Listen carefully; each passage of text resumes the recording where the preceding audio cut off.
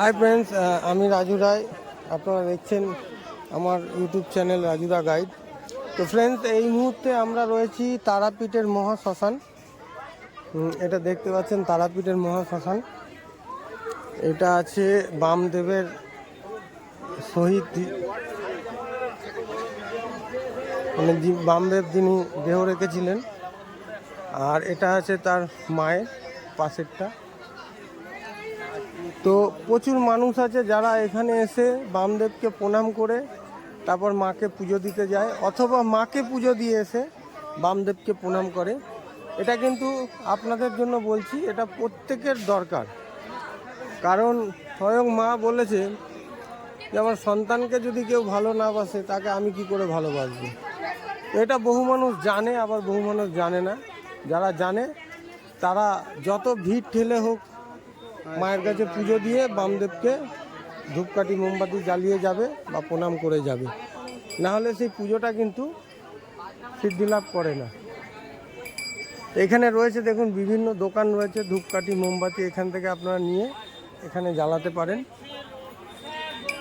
আর এখানে জায়গা আছে বসার জায়গায় বসতে পারেন, একটু বিশ্রাম করতে পারেন। শ্মশানে প্রতিনিয়ত গান হচ্ছে, মায়ের নাম হচ্ছে, এবং বিকেলবেলা যদি আপনারা আসেন এই শ্মশানে বসতে খুব ভালো লাগবে। দেখতে পাচ্ছেন একজন গান করছে।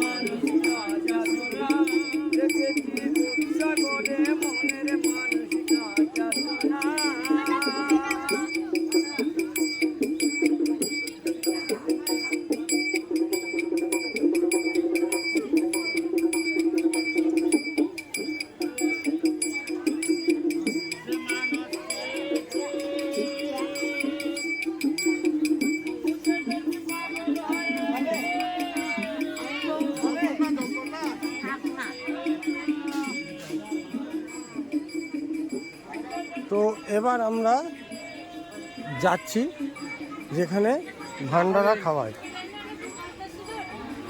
এই ঠিক শ্মশানের পাশ থেকে এই রাস্তা সোজা যাচ্ছে। এখানে কিন্তু ভান্ডারা হয়।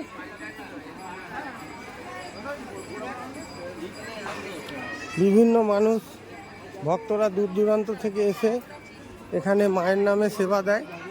দেখতে পাচ্ছেন এটা হচ্ছে ভান্ডারার জায়গা। বহু মানুষ এখানে বসে ভান্ডারা খায়। তবে যাদের খুব মান সম্মান বা ইগোর ব্যাপার আছে তারা খেতে পারে না, কারণ এখানে খেতে গেলে আপনাকে ভিক্ষুক হিসেবে প্রসাদ গ্রহণ করতে হবে। এখানে আপনি যদি ভাবেন যে আমি এত পয়সাওয়ালা, আমি এরকম নিচে বসে খাবো, ভিক্ষুকদের সাথে খাবো, তাহলে কিন্তু হবে না। কারণ মা তারা বলেছেন যে আমার কাছে সবাই ভিক্ষুক। মায়ের কাছে যখন আপনাকে কিছু চাইতে হবে তখন ভিখারির মতোই হাত পেতে চাইতে হবে, দেওয়ার মালিক সে। আর আপনি যদি আপনার পয়সা বা এইসবের নিয়ে অহংকার করে থাকেন তাহলে কিন্তু আপনার অহংকার আপনার কাছেই থাকবে। মা বলবে তুই ভালো থাক, মা তো অভিশাপ দিতে পারবে না, বলবে তুই ভালো থাক, কিন্তু প্রসাদ হয়তো আপনার ভাগ্যে জুটবে না। তো এই প্রসাদ গ্রহণ করতে গেলে আপনাকে কিন্তু সর্বপ্রথম, আপনি যতই বড় লোক হন, আপনার যতই টাকা থাকুক, আপনার যতই যা থাকুক, ইগো দূর করে এখানে বসে আপনাকে ভিক্ষুকের মতনই খেতে হবে। কারণ মায়ের কাছে আমরা সবাই ভিক্ষুক। যার যত টাকা থাকুক, যার নেই সেও যা, যার আছে সেও তাই। অর্থাৎ এইটা হচ্ছে ভান্ডারার স্থান। আপনারা এখান থেকে ভান্ডারার প্রসাদ পাবেন। এবং ভান্ডারা মোটামুটি সকাল 10টা-11টা থেকে শুরু হয়ে যায়, দুপুর 2-3টে অবধি খাওয়ানো হয়। এটা কিন্তু সম্পূর্ণ বিনামূল্যে। এটা যারা ভান্ডারা দেন তারা এটা প্রোভাইড করেন। ওকে ফ্রেন্ডস, এবার আমরা শ্মশানের দিকে যাব। তো ফ্রেন্ডস, আমরা চলে এসেছি এই মুহূর্তে তারাপীঠ মহাশ্মশান। দেখতে পাচ্ছেন তারাপীঠের যে মহাশ্মশান, আমরা এই মুহূর্তে শ্মশানে রয়েছি। বোর্ডটাও পড়তে পাচ্ছেন, মহাশ্মশানের যে বোর্ড। আর এখানে মায়ের মন্দির রয়েছে, একজন সাধু বাবা রয়েছে। আর এই যে ঢিপিটা আপনারা দেখছেন, এই ঢিপিটা কিন্তু কিছু না, মানুষের শরীরের ছাই। মানুষ মরা পুড়িয়ে পুড়িয়ে কিন্তু এই জায়গাটা তৈরি হয়েছে, ঢিপি হয়ে গেছে মানুষের ছাই। মানে এখানে কত মানুষ পুড়লে তবে এরকম ঢিপি হয়। এবং এই ছাই বর্ষার জলে ধুয়ে যাচ্ছে, কারণ আমরা যখন আজ থেকে কয়েক বছর আগে এসেছিলাম তখন এটা আরও উঁচু ছিল, এই ঢিপিটা আরও উঁচু ছিল। হ্যাঁ, আর এখানে দেখতে পাচ্ছেন যারা রয়েছে মরা পোড়ায় তারা বিশ্রাম করছে, কেউ কেউ এখানেই তারা থাকে। এই হচ্ছে তারাপীঠের মহাশ্মশান, আপনাদের দেখাচ্ছি। যদিও এখন ইলেকট্রিক চুল্লি হয়ে যাওয়াতে কাঠের জালে মরা কিন্তু খুব কম পড়ে, একদম না বললেই চলে।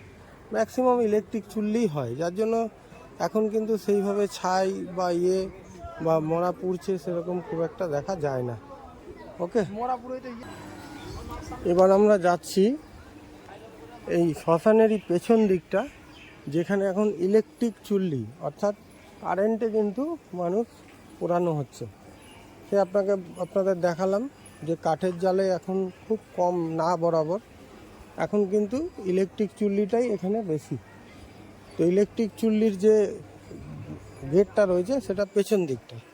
আমরা এই মুহূর্তে হেঁটে হেঁটে যাচ্ছি পেছন দিকে। এই হচ্ছে তারাপীঠ মহাশ্মশানের বোর্ড, তারাপীঠ মহাশ্মশান অ্যাড্রেস সহ। এই যে আমরা এসে গেছি তারাপীঠ মহাশ্মশানের ইলেকট্রিক চুল্লির সামনে।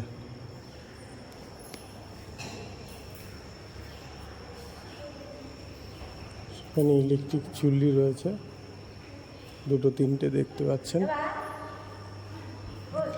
আর এখানে ইলেকট্রিক চুল্লির মূল্যও লেখা রয়েছে, ভালো করে দেখে নিন। 1800 টাকা সমস্ত এখানে মূল্যায়ন রয়েছে। আর এই হচ্ছে সব ইলেকট্রিক চুল্লি। এটা হচ্ছে তারাপীঠ মহাশ্মশানের ইলেকট্রিক চুল্লি। আর এই হচ্ছে তার পাশে তারকা নদী, যে নদীর তীরে তারাপীঠের মা অবস্থিত। এই হচ্ছে তারকা নদী। আজকের ডেটে শুকিয়ে দেখুন কি হয়ে গেছে। একটা সময় এই নদী দিয়ে বড় বড় জাহাজ যেত, বাণিজ্য হতো, রাজারা নৌকো করে নিয়ে যেত আসতো। এই রাজাই বাণিজ্য করতে এসেছিল এই নদী দিয়েই, তবে গিয়ে তারাপীঠ মন্দিরের সৃষ্টি। আজকের ডেটে সেই নদীর অবস্থা দেখুন। ওকে ফ্রেন্ডস, আমি রাজু রায়। এই হচ্ছে মা তারার রথ, যে রথে করে মা তারা বছরে একবার বেরোয়। এই যে দেখতেই পাচ্ছেন, এই হচ্ছে মা তারার সেই রথ, যে রথে করে মা তারা বেরোয়। এই রথটি এখানে সংগ্রহ করে রাখা থাকে, বছরে একবার মা কিন্তু এই রথে করে ভক্তদের দেখতে বেরোয়। ওকে, থ্যাংক ইউ। হাই ফ্রেন্ডস, আমি রাজু রায়। তারাপীঠ থেকে সরাসরি লাইভ দেখছেন আপনারা। আজকে উল্টো রথে মা তারা রথে বেরিয়েছে, দেখতে পাচ্ছেন। রথে করে মা তারা বেরিয়েছে। এই হচ্ছে মা তারার রথযাত্রা, যেটা আমার চ্যানেলে প্রথম লাইভ দেখছেন।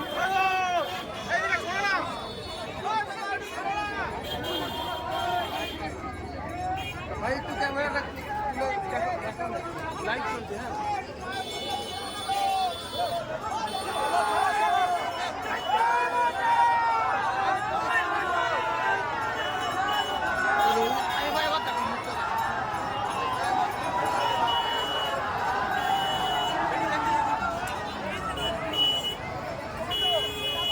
মা তারা, আপনারা দেখতে পাচ্ছেন সরাসরি লাইভ মা তারা।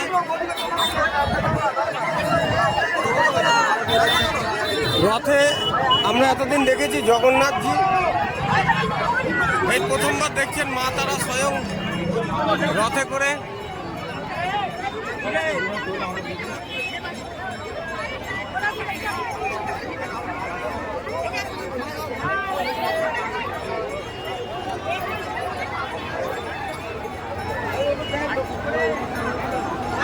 এই হচ্ছে ফ্রেন্ডস মা তারার রথযাত্রা।